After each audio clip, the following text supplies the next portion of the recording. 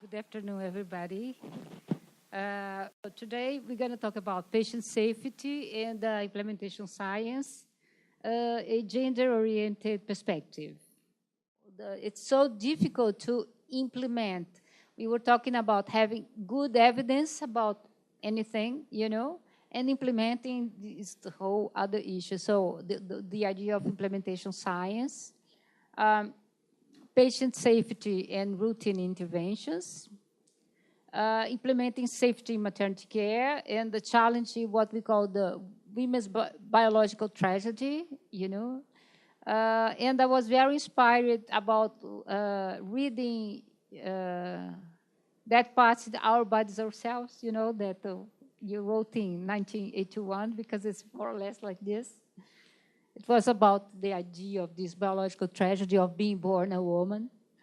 The safety thermometer and the idea of harm-free care, because care can be harmful. So the recognition that care can be harmful is a revolution, in my opinion. The maternity safety thermometer, I will present it to you. And what helps change in health practice and what makes it more difficult. So we'd like to propose working in groups for today, okay? These are some definitions. You'll find many. There's a whole, there are journals on implementation science. So this is a hot topic because one thing is having evidence and the other thing is translating evidence into practice. So some transitions are very difficult. I was very amazed by the book of this Indian surgeon. I don't know if I can say his. No, Achutha Menon is wonderful. I just love him. And he's one of the pioneers about safety and checklists and so on. He's a hero, But there's another one called Siddhartha.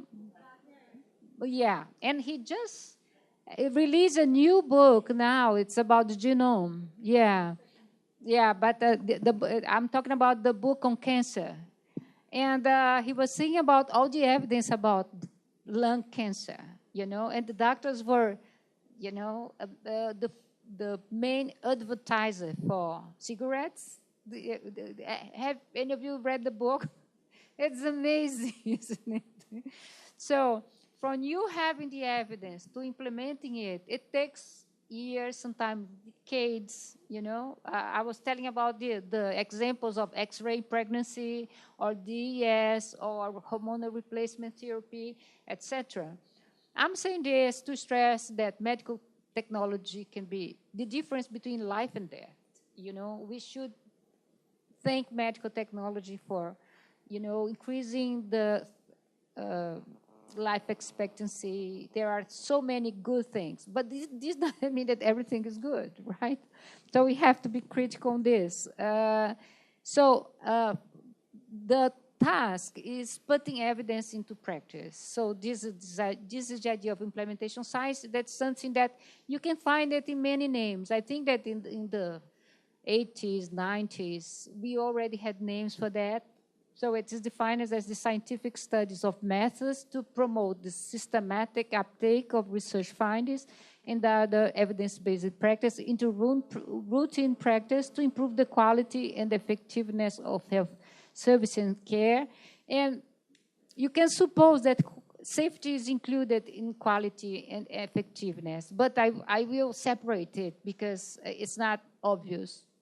And we can find many other descriptors for the idea of implementation science. So we could have the term knowledge translation, knowledge exchange, knowledge transfer, knowledge integration, research utilization, and several others to describe overlapping and interrelated research on putting various forms of knowledge, including research to use.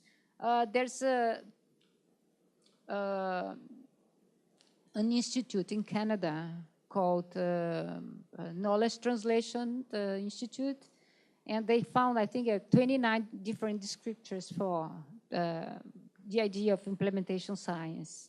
So this is one of the problems, You have too many descriptors, you make a dispersion of the meaning. the question is, why are services and providers so resistant to change? In the case of maternity care, we have some of these, I would list a few of them that we are studying. We can list many more. And I will ask you in your working groups for you to think about the situation here in Kerala. We have professional training that non-evidence-based, you know. It's very interesting because we, in some areas, teaching institutions incorporate very rapidly the evidence. But in some areas, they are the most resistant one, you know. Maternity care is one of them. There are many conflicts of interests. We have interprofessional conflicts of interest. You have several forms of conflicts of interest. You have gender issues, as we have seen in previous talks, that can make this change more difficult. Patients' lack of information or misinformation. The fact that services are not, they don't have the responsibility to provide information or provide non-transparent information. We have studied in Brazil the antenatal groups, antenatal education. It is very interesting because when they provide information, the information is completely, you know, based on provider convenience. It's not evidence-based. It's very much biased in terms of convincing women to accept what providers want from them. There's the lack of accountability from health services, which is one of the most important changes that we have to deal with. This has been an incredible difference in Brazil because presently services are, for the last 1.5 years, you know, services have to present their rates of intervention. It's not that they have to. Patients are entitled to know. So they have to publish this. But women have to organize themselves all the time to demand the information. And so the problem now is how to get them to provide the information. And many other issues. I will bring some of the issues that we have in Brazil for you to get here the situation that you have here in Kerala.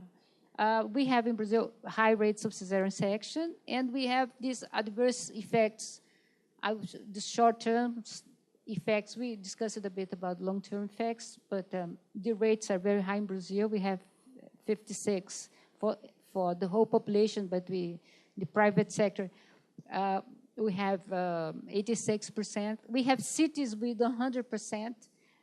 So when I tell this to my colleagues out of Brazil, they say, no, this is not possible, logistically impossible.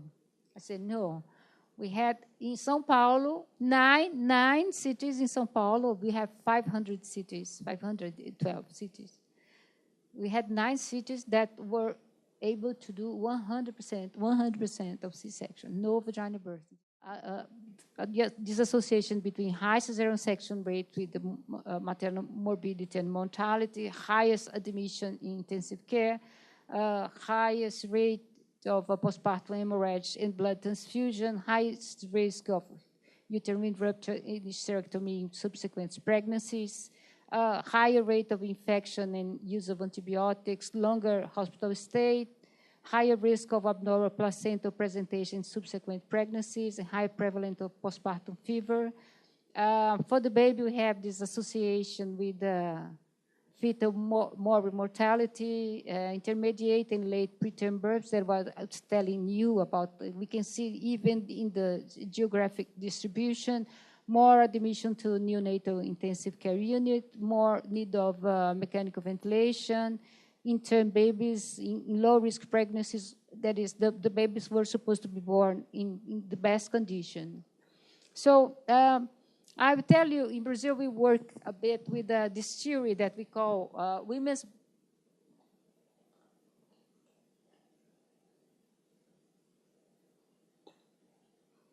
biological tragedy. That is a belief system, you know? That's the idea that women are biologically programmed to suffer. And who knows, to die, you know, as a consequence of sexuality and reproduction. It's part of their nature. In my master thesis, I studied some of the books in Brazil, and they considered maternal mortality as a part.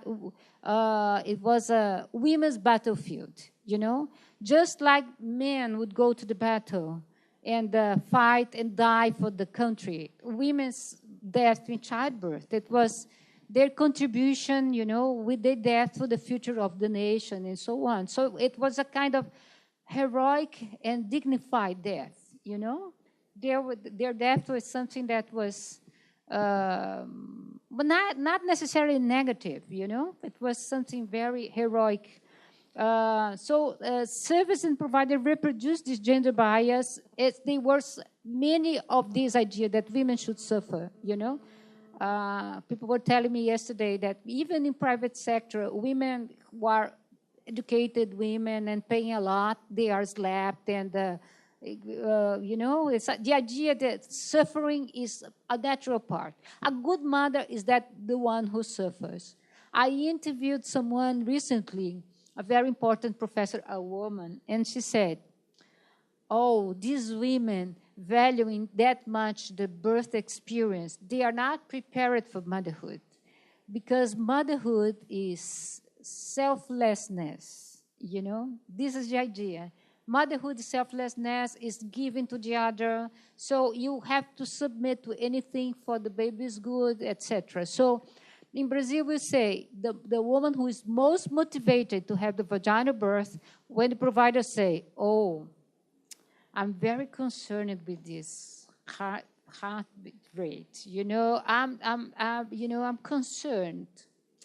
I don't know, you know, the minimum suggestion that the baby could not, the woman will, you know, go to her knees and beg for a C-section, because it's her top priority to have a healthy baby.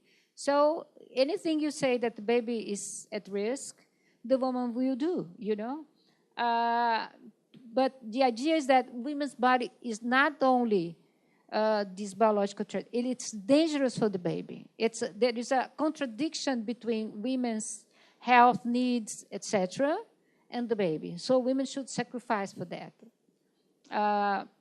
And we believe that this is not true. You know, what is good for the mother is good for the baby. And the new interpretation of physiology goes very much in this direction. So women's unnecessary suffering and risk is naturalized, not as a social construct, a historical issue, but part of this nature. And we need to use effective instrument to challenge and change this assumption. And I think that safety is an excellent one, you know. This is why I think we have to talk about safety. I don't know if you can now have a 2.5 video. Maybe I could, I don't know how. You wonder why people prefer a C-section? It's more or less like this, you know. The vaginal damage, how repulsive birth is, you know. The idea of the being repulsive is a very important one, you know. The indecency, you know, all these values that are around that. You can just schedule a C-section. Why when you're gonna do and all the rest for the babies and so on. So this is very much present, and this is very invisible. The idea of safety has brought this into light in a very interesting way. I will show NHS initiative, the National Health System of UK, that is very interesting, which is the safety thermometer. So some of the data of maternal mortality in Brazil, and we work with the idea that maternal mortality occurs due to lack of access to adequate routine care and emergency care when needed. and also due to use of inappropriate technology that has received less attention in the research agenda is a recent issue. And I refer to these documents of the WHO, the idea of near miss, because we used to audit the deaths, but beyond the deaths, we have the near miss, the women who survive to severe complications that occur during pregnancy, childbirth, or within 42 days after termination of pregnancy, whether it's a full-term pregnancy or an abortion. We can have direct, you have studied this already, direct and indirect causes of maternal mortality. And the new framework includes what they call unanticipated complications of management. That is the iatrogenic causes also. So what is a safety thermometer? The safety thermometer is a very interesting and synthetic tool to measure safety of care. They started with, for general care, with 4 indicators. It's very interesting because the issue is preventing the 4 more common complications of hospital stay in UK. There are pressure ulcers. No, pressure ulcers is when you have a patient in bed that cannot move, you know. Bed sores, yeah. Or in Portuguese we call the úlcera de decúbito, or position ulcer. So you have to move the patient, you know, constantly. And this is very much a reflection of shortage of care providers, especially nursing system, you know, because if the patient, especially, this is especially important for people who are unable to move for any reasons or, you know, elderly people. This is a very important cause of death. So if you are hospitalized, you need someone who go there and change position and take care of this. If identify some kind of ulcer, you have to take care of this. The other one are falls resulting in some kind of injury, especially fracture, you know, fall within the service.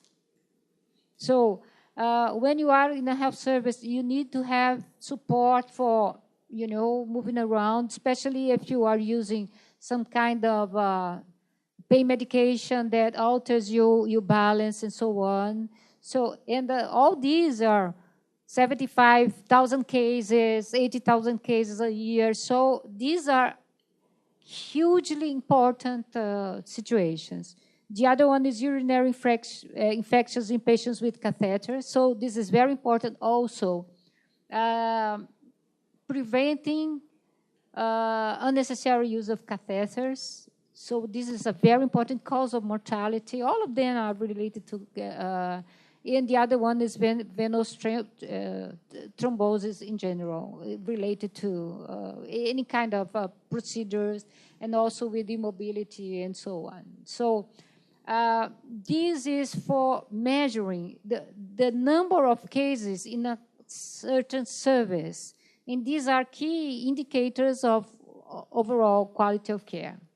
So these used not to be measured, you know. So they started measuring this, and this is very interesting because the trusts have to report this. It's a whole very interesting mechanism of preventing this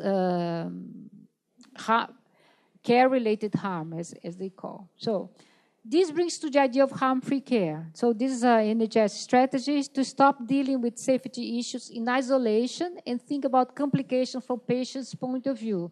So this was, they had patients with them to try to, patients participated and providers and patients participated in defining what were the priorities for this. This is very important because this is the idea of have patient's point of view in terms of safety. So it's a care research tool developed by the NHS for the NHS and offering the temperature test for harm. And they say it's not just counting, it's caring. This is the slogan of the program. So this is the kind of thing that they they have there's a whole app. They have apps for this, and people can upload information. It's very interesting. I strongly support that you search a bit about this. People who are or will be service managers is an excellent tool for improving quality of service. And if the service has staff shortage and things like this, they are very much related to this problem. This is a very important tool to say, hey, look at my data, you know, I'm having very high temperature, my indicators, I need more people, etc., you know, even to negotiate for better outcomes. The idea of harm-free care is revolutionary, you know, because first of all, we don't recognize that care can be associated with harm. So they have several tools. I very much stimulate you to go, encourage you to go and fall for this. It's a new mindset in patient safety improvement. That's this website. And they have very beautiful material about this. And they have these people preparing very good material, including visual and videos and so on. So, sorry. This is the safety thermometer for maternity health. So they prepared this especially for maternal care. So this is the regular data that they get, let's say the socio-demographic data and data about the pregnancy. And then they have this block here that is, the first block is about bodily integrity. I think this is so important because bodily integrity is supposed to be something that you will trade off for a child. You trade off, you know, to have a child, you will have some compromise of your bodily integrity. But the idea is that most women can go through labor in one piece, you know, so it's not for everybody. Some women will benefit from a C-section, isn't it? Or any other kind of intervention. But it will be the minority of women. So if the woman had a perineal trauma and or abdominal wound, and so reporting the degree of the wound, if the woman had or not episiotomy. This is very interesting because we can study if the woman had an episiotomy and an extension of episiotomy. For instance, if she had a severe tear, like a third or fourth degree tear, with or without episiotomy. This is very interesting because we used to think that if we don't do an episiotomy, you're going to have a more severe tear.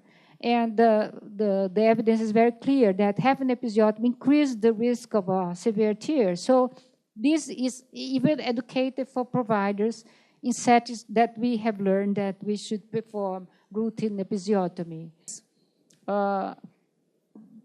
Some people defend that episiotomy should be abolished altogether, but some people believe that there are some place for episiotomy. But anyway, we can measure the temperature of the relationship with this, and also C-section. Or abdominal wound following any other surgery, for instance, laparotomy. Laparotomy, opening the abdomen, is much more common when you have a C-section. Or you can have it in other circumstances, including a vaginal birth.